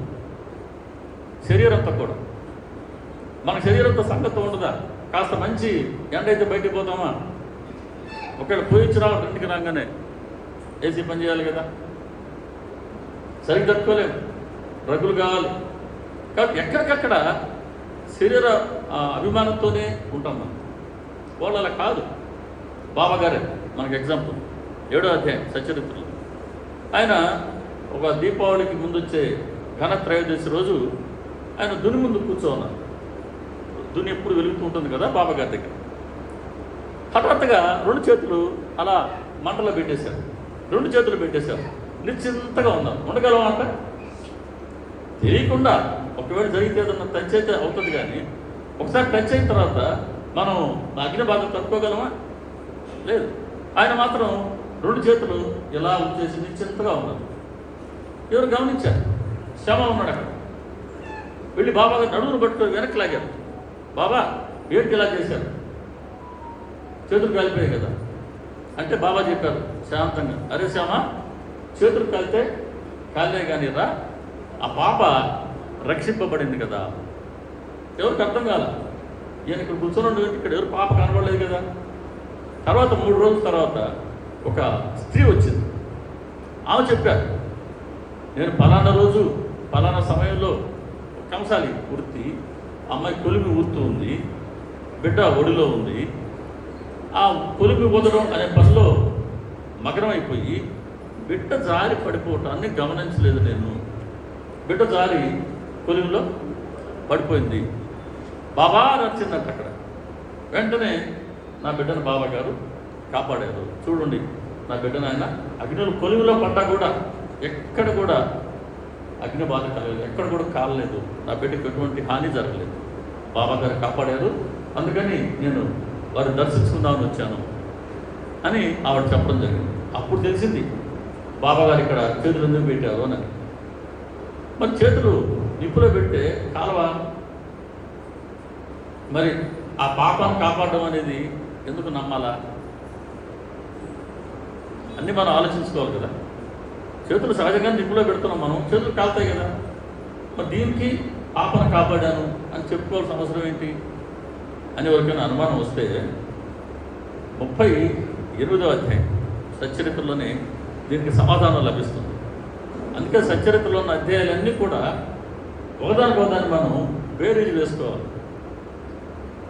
ఈ అధ్యాయంలో వచ్చిన కొన్ని విషయాలను తిరిగి మళ్ళీ వేరే అధ్యాయంలో ప్రస్తావన చేస్తారు బాబా గారు. సో దీన్ని మనం బేరీజు వేసుకుంటే బాబా గారి తత్వం మనకు పూర్తి అవగాహనకు వస్తుంది. అక్కడ కూడా ఆయన బాబా 38వ అధ్యాయంలో ఆయన అన్నదానం చేసేవాళ్ళు అప్పుడప్పుడు మసీదులో. ఆ రోజు ఏం చేసేవారు? ఆయన స్వయంగా బజార్కి వెళ్ళి దానికి అవసరమైన ధాన్యం అనండి, పప్పులు అనండి, ఉప్పులు అనండి, మసాలాలు అనండి, కూరగాయలు, రకరకాల వస్తువులు ఆయన తెచ్చుకొని అన్నీ స్వయంగా ఆయనే నూడ్చుకోవడం కానీ, ఏరడం కానీ, పొయ్యి వెలిగించడం కానీ, తపేడ పెట్టడం కానీ, నీటిని కడగడం కానీ, వండడం కానీ అన్నీ స్వయంగా ఆయనే చేసేవారు. మన అన్నం కొత్తగా ఉడుకుతున్నప్పుడు దేంతో కలిగి తిప్పేవాళ్ళు? గరిటె కావాలి మామూలుగా. కానీ ఈయన ఈ కబనీని పైకి లాక్కుని చేతి మీద ఉన్న కబనీ భాగాన్ని చేతులతో కలిగి తిప్పారు. మరి ఇప్పుడు కూడా చేయగలాలి కదా, అందుకు చెప్పాను నేను, అంతే కదా. ఇప్పుడు కూడా చేయగలాలిగా, మరి ఇప్పుడు చేయగలలేదే అంటే అగ్నిని శాసించగలిగేటువంటి బాబాకి అగ్ని బాధించదు. ఆయన వచ్చి బయటకు వచ్చి కేకేస్తే మసీదు చూడు ముందుకు వచ్చి కాస్త ఆగు అంటే తుఫాన్ ఆగిపోయింది నిమిషాల్లో. ఆయన దుని ముందు కూర్చొని తగ్గు అని అగ్ని వైపు చూసి అంటుకుంటే అగ్నిశిఖలు కప్పుని మసీదు కప్పును తాకుతున్నాయా అనిపించేంత అగ్నిశిఖలు ఒక్క దెబ్బ ఆయన కొడుతుంటే ఒక్కొక్క అడుగు తగ్గిపోయినాయి. ఇలా అగ్నిని, తుఫాన్ని శాసించగలిగినటువంటి వారు. శాంతిపడేల ముందు ఆయన భూమిలో గుంచితే చెమటతో నిప్పు వచ్చింది, సట్కాత నేల మీద తడితే నీరు వచ్చింది. ఇలా పంచభూతాలని శాసించగలిగే సమర్థులని అగ్ని ఎలా బాధిస్తుంది? సాధ్యమే కాదు. కాబట్టి ఆయన కలి తిప్పినా కూడా అక్కడ చెయ్యి కాలేదు ఆ సందర్భంలో. కానీ ఇక్కడ పాపని రక్షించినప్పుడు కూడా చెయ్యి కాలకుండా ఉండాలి కదా. కానీ ఇక్కడ సందర్భం వేరు. ఇక్కడ ఆ పాప కొలిలో పడింది. ఆ పాపకి ఈ అగ్ని వల్ల కర్మని అనుభవించాల్సిన పరిస్థితి ఉంది. అమ్మాయి ప్రారంభంలో అది ఉంది. ప్రారంభం ఎలా తీరుతుంది అంటే అనుభవిస్తేనే తీరుతుంది. ఎవరు అనుభవించాలి? ఇప్పుడు మన ప్రారంభం ఉంది, మన కర్మఫలం ఉంది. దీన్ని ఎవరు అనుభవించాలి? మన అమ్మ నాన్న సాధ్యమవుద్దా? తోడ పుట్టిన వాళ్ళకి సాధ్యమవుద్దా? కట్టుకున్న వాళ్ళకి, కడుపును పుట్టిన వాళ్ళకి, బంధువులకి, మిత్రులకి, ఆప్తులకి, దేవుడికి కూడా లేదు. ఒక్క గురువుకి మాత్రమే ఆ శక్తి ఉంది. అందుకని ఆ తల్లికి బాబాగారి పట్ల ఉన్న ఆ భక్తి ప్రేమల కారణంగా ఆ బిడ్డని ఆయన కాపాడారు. అంటే ఆ బిడ్డ కర్మఫలాన్ని ఆయన చేతులతో అనుభవించారు అని ఇక్కడ మనం దాన్ని బేరీజ్ చేసుకోవాలన్నమాట. అలా శరీరంతోనే సంగతం లేదు వాళ్ళకి. ఇంకా దేంతో సంగతం ఉంటుంది? దేంతో కూడా లేదు. ఆయనకి ఏమన్నా బాబా గారిని నువ్వు తక్కేటట్టు ఆయన కుంగిపోయింది లేదు. అయ్యా నువ్వు దేవుడు అంటే ఆయన కుంగిపోయింది కూడా లేదు. కాబట్టి ప్రతి విషయంలో కూడా నిస్సంగత్వాన్ని, సంగత్వం లేనటువంటి స్థితినే మనం గమనిస్తూ ఉంటాం. బాబా గారు చూసేది మాత్రం అందరితో చాలా అక్క అంటాడు, అన్న అంటాడు, బావు అంటాడు, ఇవన్నీ ఉంటాయి. ఇవన్నీ మనకు శ్రేయస్సు కలిగించేంత వరకు మాత్రమే. కానీ ఆయన మనసులో అందరి పట్ల కూడా తటస్థంగా ఉంటాడు. ఇది నిస్సంగత్వం అంటే శరీరంతో సంగత్వం లేని స్థితి. రామకృష్ణ పరమహంస గారికి చివరి దశల్లో గొంతు క్యాన్సర్ వచ్చింది. ఇంకా చివరికి ఒక్క స్పూన్ ఆహారం కూడా వారికి లోనికి వెళ్ళే పరిస్థితి లేదు. మరి స్వామి వివేకానంద ఇటువంటి వాళ్ళందరూ ఆయన చుట్టూ కూర్చున్నారు ఒకరోజు. భగవాన్ అంటే దేవా, రోజు మీరు అమ్మతో మాట్లాడుతుంటారు కదా, అంతే కదా, రోజు ఆయన పిలిస్తే అమ్మ బరుకుతున్నారు, రోజు అమ్మతో మాట్లాడుతుంటారు. మనలాంటి వాళ్ళ కోసం అమ్మ ఆయన ప్రార్థన చేసేవారు. మరి అమ్మకు చెప్పచ్చు కదా మీరు కాస్త గొంతు క్యాన్సర్ని తగ్గించుకోమని. లేదు, కాస్త ఆహారం తినేలాగా అమ్మని మీరు కోరచ్చు కదా. ఆహారం తీసుకోకపోతే శరీరం ఇంకా మీది బాగా పురింగిపోతూ ఉంది. కాబట్టి అమ్మని అడిగి కాస్త ఆహారం తీసుకునేలాగా అడగండి అని అంటే ఆయన మౌనంగా ఉన్నారు. చాలామంది శిష్యులందరూ అదే మాట అడిగారు ఆ రోజు ఆయన్ని. అంటే మనందరూ అడిగితే మన కోసమైనా అమ్మని ఆయన ప్రార్థిస్తారు అని అనుకున్నారు. కాసేపటికి ఆయన నిదానంగా చెప్పాడు, నేను నరేన్ అంటారు కదా, నరేన్, నేను అమ్మని అడిగాను, అమ్మ ఈ గొంతుతో కాస్త ఆహారం స్వీకరించేలా చేయమ్మా అని. అప్పుడు అమ్మ నిన్నంట, వీళ్ళందరి గొంతుల ద్వారా ఆహారం స్వీకరిస్తూనే ఉన్నావు కదా, వాళ్ళ ద్వారా స్వీకరించేది నువ్వు కాదా అనిందంట. ఇంతమంది శిష్యులందరూ వాళ్ళు భోంచేస్తున్నారు కదా, వాళ్ళందరి గొంతుల ద్వారా స్వీకరిస్తున్న ఆహారం నువ్వు కాదా స్వీకరిస్తున్నది అంటే నువ్వు వేరు వాళ్ళు వేరు కాదు కదా అని అమ్మ అనింది. అనగానే శరీరంతో సంగతం లేదు. ఆ స్థితిలో ఉండేవాళ్ళు మాత్రమే అలా ఉండగలరు. మరి రమణ మహర్షి గారికి ఆయనకు కూడా ఈ భుజం మీద క్యాన్సర్ వచ్చింది. ఆయనకు కూడా భుజం మీద పుండు వచ్చింది. అది పెద్ద క్యాన్సర్ అయిన చివరికి ఎన్నెన్నో రకాలుగా చేశారు. రమణ మహర్షి గారికి ఆ రోజుల్లో దాన్ని ఆపరేషన్ చేస్తామన్నారంట. ఆ పుండు పెరిగిపోతూ ఉంది భగవాన్, అది మనం సర్జరీ చేసేద్దాం. ఒక పెద్ద డాక్టర్ ఉండేట తమిళనాడు మెడ్రాస్లో డాక్టర్, ఆయన వచ్చారు ఆ రోజు. ఆయన కూడా మహర్షి గారి భక్తులే. దాన్ని మనం శస్త్రచికిత్స చేసేద్దాం అంతంత పోద్దేనంటే ఆయన ముందు ఒప్పుకోలేదు. అరే వారు వచ్చారండి, వారే పోతారులేండి, వారి గురించి మనకెందుకు అన్నారు. పుండును కూడా అది అనలేదు ఆయన. పుండును కూడా వారు, ఏకవచనం లేదు, బహువచనమే పుండుకు కూడా. ఆయన ముందు ఒప్పుకోలేదు. సరే, తర్వాత చాలామంది అడగంగా సరి తమిళ కదా ఆయన, సరి నీ ఇష్టం అన్నా. అప్పుడు ఇప్పుడు మాదిరి ఆ మత్తు ఇంజక్షన్ ఇచ్చే పద్ధతి లేదు కదా, వాళ్ళు అలాగే చేశారు. కానీ ఆయన ముఖంలో ఇటువంటి బాధ కనబడలేదంట. అసలు మామూలుగా చిన్నపాటి దాన్ని మనం ముట్టుకుంటేనే, చిన్న ఇంజక్షన్ వేస్తుంటే ఎంతమంది భయపడతారు ఇంజక్షన్కి. ఎంతసేపు పడుతుంది ఇంజక్షన్ వల్ల బాధ, దానికే మనం చూస్తూ చూస్తూ తట్టుకోలేమే.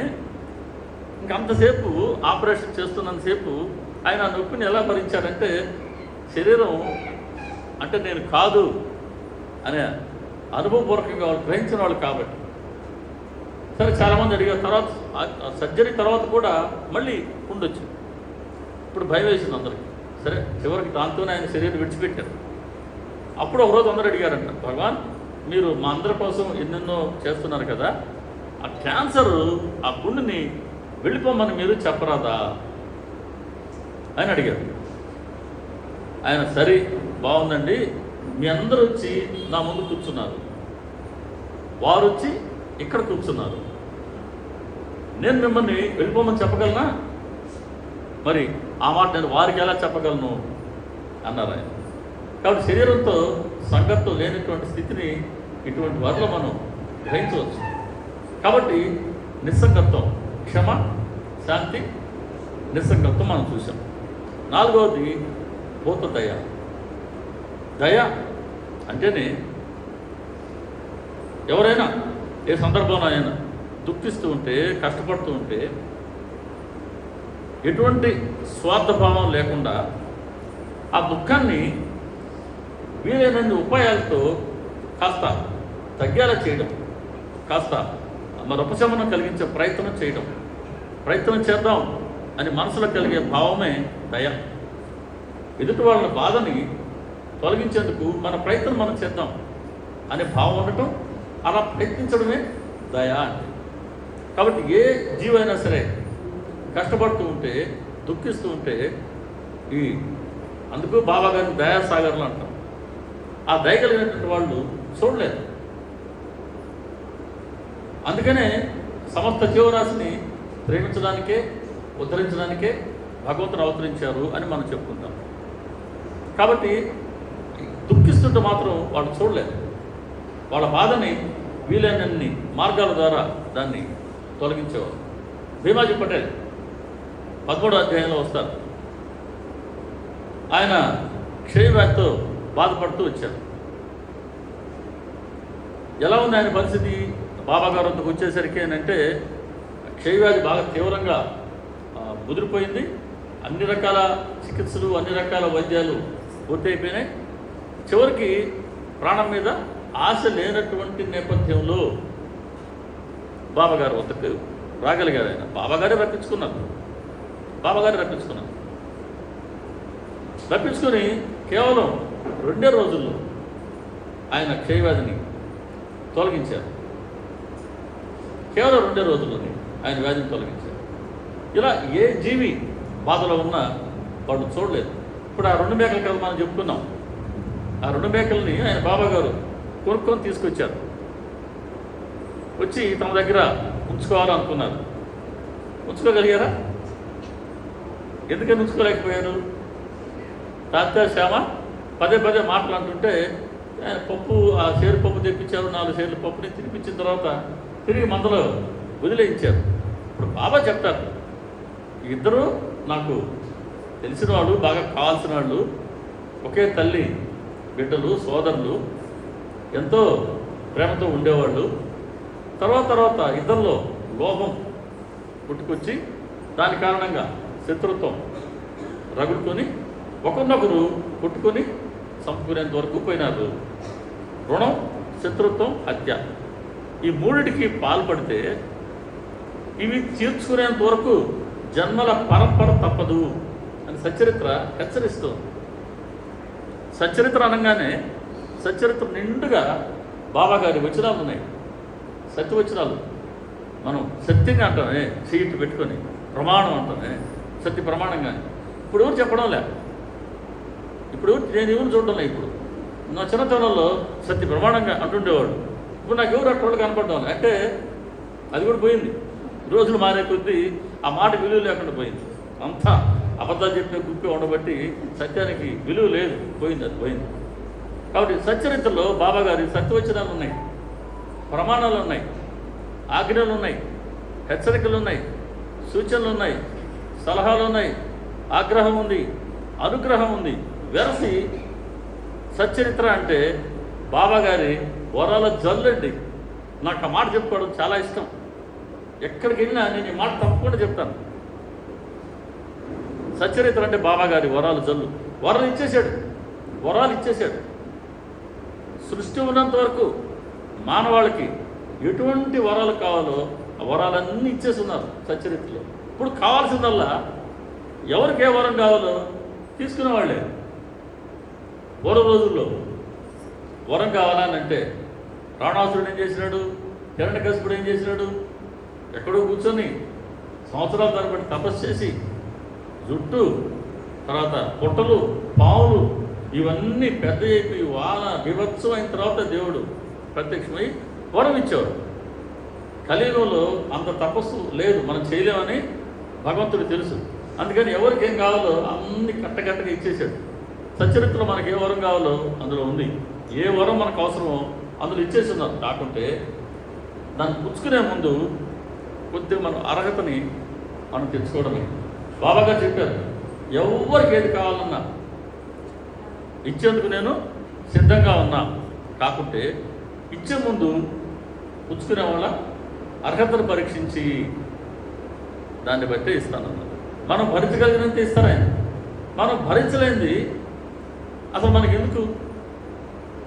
మనం భరించలేనిది మనం మాత్రం ఏం చేసుకుంటాం? చీమ ఆహారం వెతుక్కుంటూ పోతూ ఉంది. చీమలు దేని తిరుగుతున్నాయి? ఆహార అన్వేషణ కదా, తిరుగుతున్నాయి. పంచదార కనబడింది ఎక్కడో, అది ఎన్ని కణాలు తీసుకోగలదు? చీమ ఎన్ని కణాలు తీసుకోగలదు? ఒకటో రెండో తీసుకొని దొరుకుని తీసుకోదు. అదే చీమ ఆ 2 కణాలతో తృప్తి పడకుండా నాకు చక్కెర కొండ కావాలా అని భగవంతుని అడిగిందనుకో, ఆయన ఇస్తే మాత్రం ఉపయోగం ఏంటి? నువ్వు తీసుకోగలిగింది 1-2 కణాలే కదా. కాబట్టి మనం భరించగలిగిందే ఆయన ఇస్తారు. కాబట్టి సచ్చరిత్రలో ప్రతి వరానికి కూడా ఆయన ఒక నియమం చెప్పుకున్నారు. ఆ నియమాన్ని కనుక మనం సంతరించుకుంటే, అదో నా స్మరణ చేసేవారు వారి ముందు వెనక 4 దిక్కులో నేను నిల్చుంటాను అన్నారు. ఆయన స్మరణలో ఉంటే చాలు. ఆ స్మరణ హార్మోన్ ద్వారానా, లేదా నామస్మరణ ద్వారానా, పాటల ద్వారానా, సచ్చరిత్ర పారాయణ ద్వారానా, లేదు ఇలా సత్సంగాల ద్వారానా, లేదా గుళ్ళల్లో మనాలు చేసే సేవల ద్వారానా, ఎలాగైతే మన మనసు కనుక ఆయన స్మరణలో ఉంటే ఆయన ఇచ్చిన హామీ ఏంటి? మన ముందు వెనుక 4 వైపులా ఉంటాను. ముందు వెనుక అన్నారు. 4 వైపులు ఎక్కడున్నాయి? ఏంటి బాబాగారు చెప్తారు? ముందు వెనుక 4 వైపులా అన్నారు. సపోజ్ నా ముందు ఇది ఉంది, వెనకాల గోడ ఉంది, ఇంకెన్ని వైపులు ఉన్నాయి? ఇంకా మిగిలి మన 4 వైపులు ఎక్కడున్నాయి? 2 కదా మిగిలింది. కాదు, పైన కింద. అంటే 4 వైపులా ఉంటాను, మిమ్మల్ని రక్షించుకుంటూ ఉంటాను, కిందకి పతనం కానేను. దాని ఉద్దేశం అది. నన్ను ఆశ్రయించిన వాళ్ళని నైతిక పతనం ఉండదు అంటాడు బాబాగారు. నైతికంగా మనం ఉద్ధరించడానికే వచ్చారు ఆయన. నైతికంగా మనల్ని కిందకి దిగజారనివ్వరు. అదేవిధంగా మనల్ని పైకంటే ఆధ్యాత్మిక పరంగా ఒక్కో మెట్టు నేను పైకి తీసుకెళ్తాను. ఇప్పుడు మనం కనుక ఆయన స్మరణలో ఉంటే.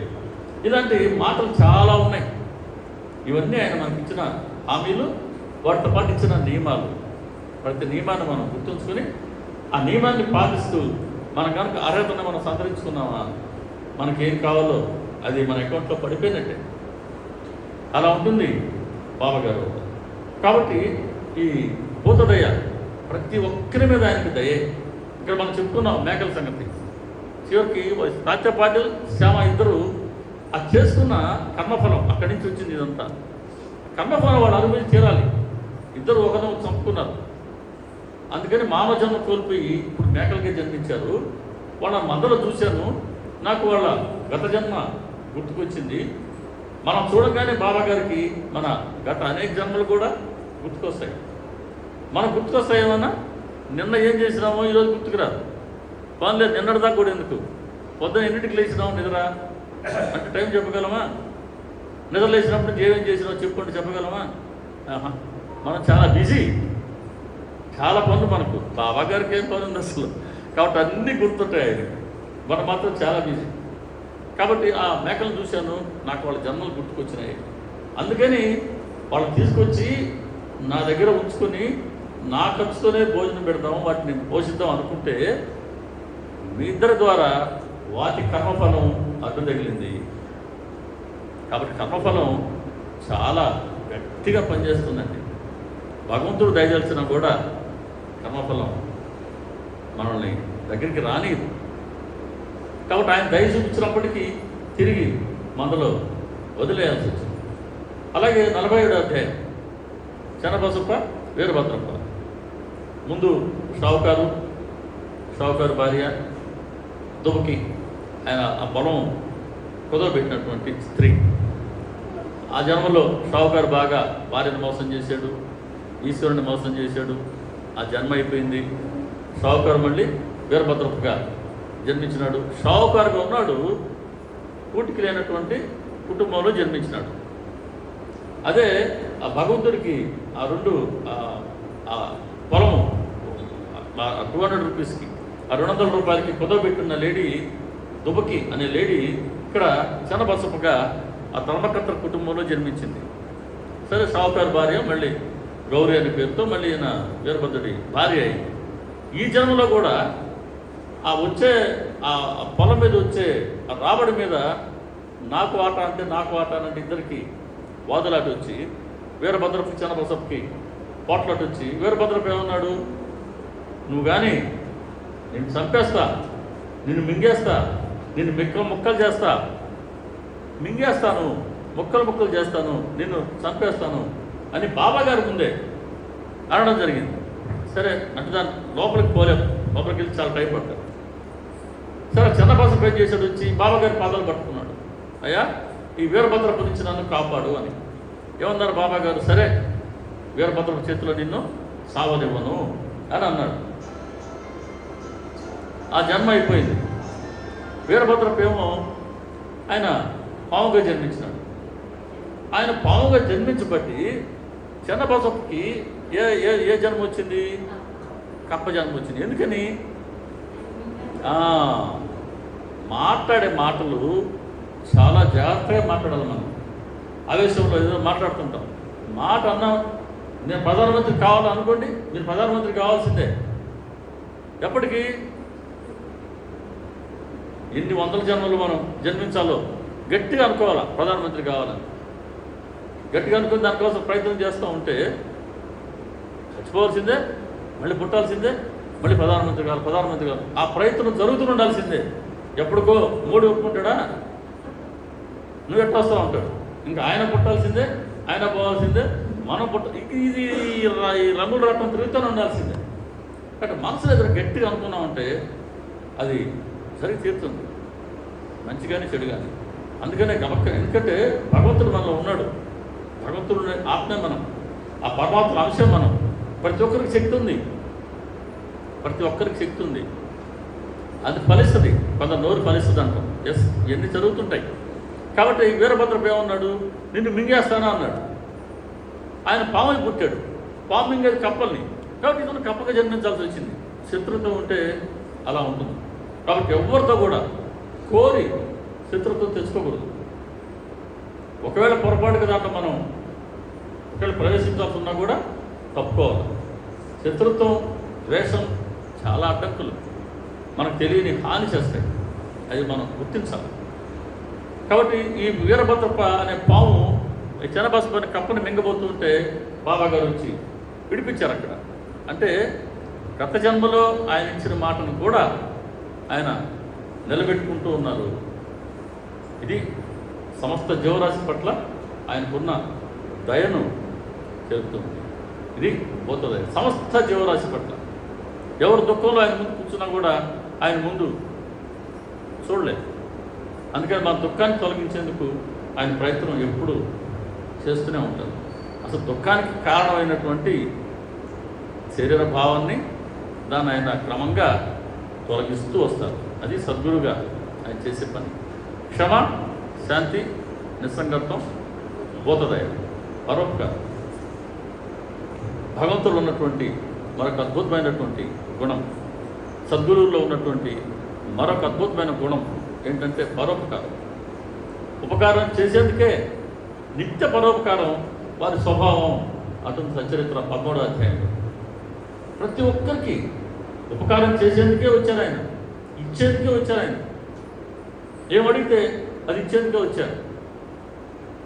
ఇచ్చేందుకు వచ్చారు కాబట్టి మనందరినీ ఆయన సన్నిధికి రప్పించుకుంటారు, నమ్మకాన్ని కలిగిస్తారు, విశ్వాసాన్ని కుదిరిస్తారు, శ్రద్ధను కలిగిస్తారు. అలా నెమ్మదిగా మన ఇహపర కోరికలు అంటారు, అంటే మన ప్రాపంచిక కోరికలు తీర్చుతూనే, మన ప్రాపంచిక అవసరాలు తీర్చుతూనే క్రమక్రమంగా ఆయన ఆధ్యాత్మిక అవసరాలు కూడా ఏర్పాటు చేస్తారు బాబా. సద్గురువు అని అంటే నమామి ఈశ్వరం సద్గురువు సాయినాథం అన్నాం. నమామి ఈశ్వరం, ఈశ్వరుడు దేవుడు, కోరిన వరాలు ఇచ్చేవాడు. సద్గురువు కోరికల్ని లేకుండా తొలగించి మనల్ని నిష్కాములుగా మలుచుకునే సద్గురువు. అలా దేవుడు ఉన్నాడు, ఈశ్వరుడు ఉన్నాడు, సద్గురువు. ఈ రెండు పాత్రలు బాబా గారిలో అత్యంత సమర్థవంతంగా ప్రకటమవుతూ ఉంటాయి ఎప్పటికీ కూడా. కాబట్టి కోరికలు తీర్చే దేవుడు ఆయనే, కోరికలు నశింపు చేసి నిష్కాములుగా మనల్ని మలుచుకునే సద్గురువు కూడా ఆయన. కాబట్టి మన ప్రాపంచిక కోరికలు తీరుస్తారు, అలాగే మన ఆధ్యాత్మిక అవసరాలు కూడా ఆయన నెరవేరుస్తారు. కాబట్టి కోరిన కోరికల్లా ఏదో సంతానం కావాలని వచ్చారు రతన్జీ. 14వ అధ్యాయం సంతానం ఇచ్చారు కదా. 15వ అధ్యాయం ఎంత ఏమో సమయం ఏమవుతుంది. 15వ అధ్యాయం చోల్కర్ వచ్చారు. ఆయన సమస్య ఏంటి?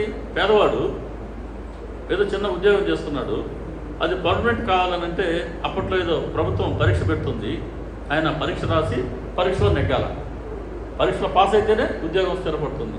ఆయన బాబా గారిని హరికట్టు వింటూ మొక్కున్నాడు. తీర్చేశాడు. 16వ అధ్యాయంలో ఆయన లోబి, ఆయన షావుకారు వస్తాడు. ఎందుకు వచ్చాడు ఆయన? ఆయనకు అన్నీ దొరుకుతున్నాయి, ఇంట్లో అన్ని సంపదలు ఉన్నాయి. ఆయనకు లేనిదాల్లో ఏంటి? బ్రహ్మజ్ఞానం. కాబట్టి బాబా గారి దగ్గరికి పోతే బ్రహ్మని చూపించేస్తాడు ఊరికనే అనుకొని. అసలు ఎంత నమ్మకం చూడండి బాబా గారి మీద, ఎంత నమ్మకమో. నా బలిష్టం ఆయన అంటే తాంగా పోవడానికి మళ్ళీ రావడానికి కూడా మాట్లాడుకున్నాడండి. అసలు ఎంత నమ్మకం ఉంటే సాధ్యం అవుతుంది? ఎవరితోనే పనులు పోతేనే మనం ఆటోలో పోతాం అనుకున్నాం, రాను పోను ఆటో మాట్లాడుకుని పోతామా? ఏమో అక్కడ ఎంతసేపు పోతుందో మనకు తెలియదు మనకు ఎంతసేపు పడుతుందో.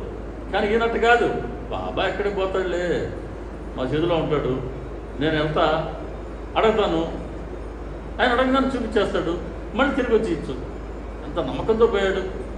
ఆయనకు కూడా స్పష్టంగా చెప్పాడు, నువ్వు బ్రహ్మజ్ఞానాన్ని కోరుకుంటున్నావు, కానీ అందులో ఉన్న అడ్డంకులేంటో తెలియచేశాడు. నీ అహంకారం పూర్తిగా తొలగిపోనంత వరకు, నీ మనసు వాసన రహితం కానంత వరకు, నీలో ఉన్న లోపం పూర్తిగా నిర్మూలమవునంత వరకు బ్రహ్మజ్ఞానం లభించదు. ఇదే మనం ఒక కోరుకున్నాం, దానికి అడ్డంకులని తెలియజేశారు ఆయన. అడ్డంకు తొలగించుకుంటే మనం ఏం కావాలో మనకు దొరికినట్టే కదా. ఇదే పరోపకారం అంటే. తర్వాత ఈయనకి దాసగణి గారికి ఈశావాస్యోపనిషత్తు రాశాడు. దాంట్లో అనుమానం వచ్చింది ఆయనకి. అసలు అనువాదం జరిగిపోయింది, కానీ అందులో ఉన్న మూల భావం ఏంటో ఆయన మనసుకి గ్రహించలేదు. బాబా గారి దగ్గరికి వచ్చారు. బాబా గారు దీక్ష దీంట్లో పనిచేసే పని పిల్ల ద్వారా ఆయనకున్న అనుమానం తీర్చేశారు. అయ్యా, ఈశావాస్యోపనిషత్తు ఏం చెప్తోంది అంటే సమస్తంలోనూ ఒక్క భగవంతుడే ఉన్నాడు, చరము అచరం అన్నిట్లోనూ భగవంతుడే ఉన్నాడు, భగవంతుడు కాక వేరేది ఏది లేదు, ఏకం సత్ ఉన్నది ఒకటే అని ఆయన తెలియజేశారు. ఇట్లా ఎవరు ఏ కోరిక మీద పోతే ఆ కోరికను తీర్చారు. ఇంకా ఇంతకుముందు నేను చెప్పుకున్నట్టుగా మనం భరించలేండి, మనకు నష్టం కలిగే పని ఆయన ఎప్పుడు ఒప్పుకోరు. 25వ అధ్యాయం తాము అన్న వెళ్ళాడు బాబాగారు వద్దకు. ఏం కోరుకున్నాడు ఆయన? వ్యాపారం చేయాలనుకున్నాడు. లేఖ రాశారు, బాబాగారు వ్యాపారం వద్దులే అన్నారు. మనసు ఇంకా ఆశలు చావలేదు, ఎందుకంటే 2 లక్షల ఆదాయం వస్తుందని ఆయన మిత్రుడు చెప్పింది. అప్పట్లో 2 లక్షల ఆదాయం ఇద్దరు కలిపి, అంటే ఈయనకి ₹1,00,000 వస్తుంది ఆదాయం, ఈయన భాగం. ఎప్పుడు ₹1,00,000? 110 ఏళ్ళ క్రితం ₹1,00,000 అంటే చిన్న విషయమా? మార్కాపురం టౌన్ మొత్తం కొనేచ్చు అనుకుంది, అంత ₹1,00,000 అప్పట్లో. 115 ఏళ్ళ క్రితం ₹1,00,000. దాంట్లో 50,000 పెట్టి ఇల్లు కట్టుకుంటాను, 50,000 వడ్డీకి ఇస్తానని ఈయన ఆశల సౌదాన్ని కట్టేశాడు పెద్దగా. తీరా బాబాగారు ఏమన్నారు? వ్యాపారం వద్దన్నారు. ఒక్కసారిగా పడిపోయింది ఆశా సౌదం అంతా. సరే, బాబాగారు వచ్చినాడు. వచ్చి బాబాగారికి పాదసేవ చేస్తున్నాడు. ఒకసారి అడిగేశాం లేఖ ద్వారా, బాబాగారు వద్దన్నాడు. మళ్ళీ అడిగే ధైర్యం లేదు. అడిగితే ఏం చేస్తారు ఆయన? పక్కనే సట్కా ఉంటుంది, అందరికి భయం. అంత దగ్గరగా వెళ్ళి ధైర్యంగా ఆయన ముందు కూర్చునేది లేదు, కళ్ళు తీక్షణంగా ఉండేటి అంట. అందుకని ఆ కళ్ళలోకి చూడడం కూడా చాలామందికి సాధ్యమయ్యేది కాదట. ద్వారకామాయిలో నల్లరాత్రి పెద్ద ఫోటో ఉంటుంది, ఆ కళ్ళలో చూసారా? ద్వారకామాయిలో దుని ముందు కూర్చున్న బాబా నవ్వుతూ ఉంటారు, ఆయన కాదు. నల్లరాత్రి మీద పెద్ద ఫోటో ఉంటుంది, నిలువెత్తు ఫోటో. ఆ కళ్ళల్లో చూడండి, ఎంతసేపు చూస్తారు? తీక్షణంగా ఉంటాయి కళ్ళు. ఒక కన్ను మోస్తాడు, ఒక రెప్ప తెరుస్తాడు. నాకు ఎట్లా అనిపిస్తుందంటే, నా వరకు నాకు చూడంగానే చూస్తాడు ఆయన. నువ్వు మారవా, ఎన్నిసార్లు చెప్పాలా అనుకుంటున్నాడు అనిపిస్తుంది నాకు. అందుకని ఎక్కువసేపు చూడలేను. ఒకసారి అటు చూసి పాద నమస్కారం చేసుకొని తప్పుకుంటుంటా, భయం, చూడలేము ఎక్కువసేపు ఆయన వైపు. నిజం, ఆ కళ్ళు అంతగా స్కాన్ చేస్తాయి మనం. కాబట్టి ఆయన ముందు మళ్ళీ చెప్పుకోలేడు, మనసులో అనుకుంటున్నాడు, బాబా నాకు వ్యాపారం చేసుకునేందుకు అనుమతినివ్వండి, దాంట్లో కొంత భాగం మీకు ఇస్తాను అని. అరే, మనిషి బలహీనత ఇదే. ఆయన ఎందుకు అవతరించారు అంటే, మన మనసులో కోరికల్ని లేకుండా చేసేందుకు భగవంతుడు సద్గురుగా అవతరించి ఆయన ఆచరించి చూపిస్తూ మనల్ని కామిని కాంక్షల మీద మనం మనసుపోకుండా మనం నియంత్రించాలని ఆయన ప్రయత్నించేందుకు ఆయన చేస్తుంటే, మనం ఏం చేస్తున్నాం? ఆయన్ని మన దారిలో లాగేందుకు, బాబా నేను నీకు భాగం ఇస్తా, నేను నీకు డబ్బులు ఇస్తా, నీకు ఏంటండి ఇది? ఇదే మనుషుల్లో ఉండే బలహీనత, లోపం. అత్యంత సహజంగా ఉండే ఒక అవగుణం మనుషుల్లో ఉండేది, లోపం అనేది. సరే, బాబా గారు ఒప్పుకున్నారా? లేదురా నాన్న, నువ్వు 5 షేర్లుగా కొంటావు, 7 షేర్లుగా నష్టపోతావు అని ఆయన పత్తి అనుకున్నాడు. ధాన్యం వ్యాపారం కూడా వద్దన్నారు బాబాగారు. సరే, బాబాగారు మాట విని ఆయన వ్యాపారం చేయలే, ఆయన నష్టపోలా. కానీ ఎవరైతే ఇంత వ్యాపారం చేద్దామని అనుకున్నాడో, బాబాగారు వద్దన్నారు తెలిసి కూడా ఆయన ఇంకెవరినో కలుపుకుని వ్యాపారం చేశాడు, తీవ్రంగా నష్టపోయారు. కాబట్టి మనకు హాని చేసే కోరికను ఆయన నెరవేర్చరు. కాబట్టి ఏదన్నా కోరిక వాటి మనం కోరుకున్నాం, అది నెరవేరబడలేదు అని అంటే దానివల్ల మనకు ప్రయోజనం లేదన్నమాట. అలాగే కోరుకోకపోయినా ఎంతోమందిని ఆయన రక్షించుకున్నారు. ఆయన దర్శనానికి వచ్చిన వాళ్ళకున్న గండాలు వాళ్ళకి తెలియవు.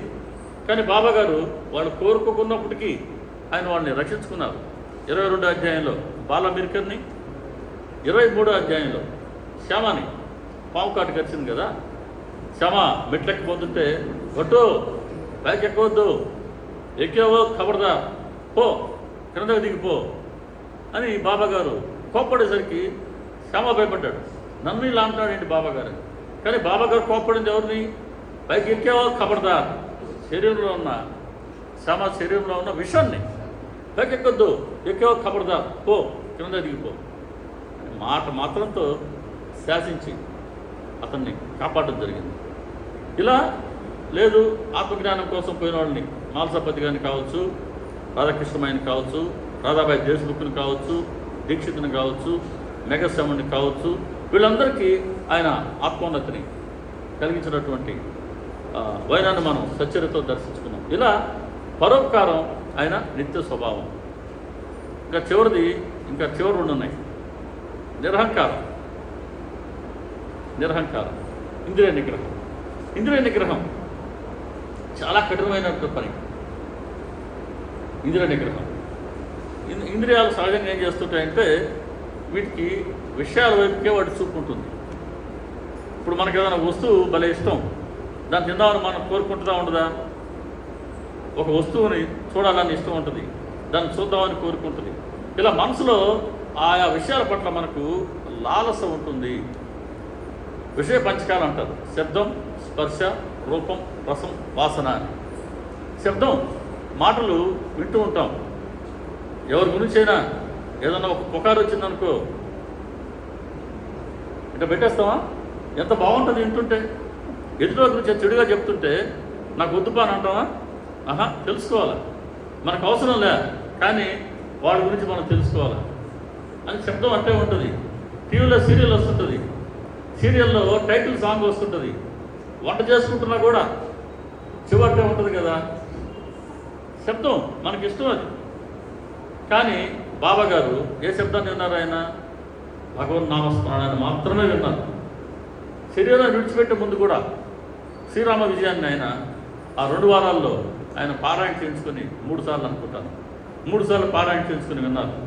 ఆ 3వ అధ్యాయంలో వచ్చే రోహిల్లా అల్లాహు అక్బర్ అల్లా అని ఆ కల్మాను గట్టిగా విపరీతమైన గొంతుతో ఆయన గట్టిగా కేకలేస్తుంటే కూడా బాబా గారు తలబద్దలైపోద్దా అనిపించేది గ్రామస్తులకి. కానీ ఆయన మాత్రం వాడంతగా కేకలేస్తున్నా కూడా ఆయన దాంట్లోనే తల్లిళ్ళై ఆనందంగా ఉండేవాడు. అంటే భగవంతుడి నామస్మరణని వినటానికే ఆయన ఇష్టపడ్డారు. శబ్దం, చెవిని ఆయన దానికి ఉపయోగించుకున్నారు. స్పర్శ, భక్తులతోనే ఉండేవాళ్ళు ఆయన. మాల్సపతి గారు ఇందాక చెప్పుకున్నాం, మాల్సపతి గారు బాబాగారి పాదస్పర్శలోనే ఆయన ఉండేవారు. అట్లా ఆయన స్పర్శ అంతా భక్తులతోనే ఉంది, భగవంతుడి స్మరణతోనే ఉంది. రూపం, కళ్ళు చూడటం. ఆయన నా గురువు రూపాన్ని ఒక్కదాన్నే నేను అవలోకించేవాడిని రోజంతా, నాకు వేరే రూపాన్ని చూడడం తెలియదు. రూపాన్ని, కళ్ళని అలా ఉపయోగించుకున్నాను. శబ్దం, స్పర్శ, రూపం, రసం, జిహ్వ, రుచులు పోతాం మనం. ఆయన ఏ రోజు రుచులకు పోయింది లేదు. యాదృచ్ఛికంగా భిక్షలో ఏది లభిస్తే ఆయన దాన్నే స్వీకరించడం జరిగింది.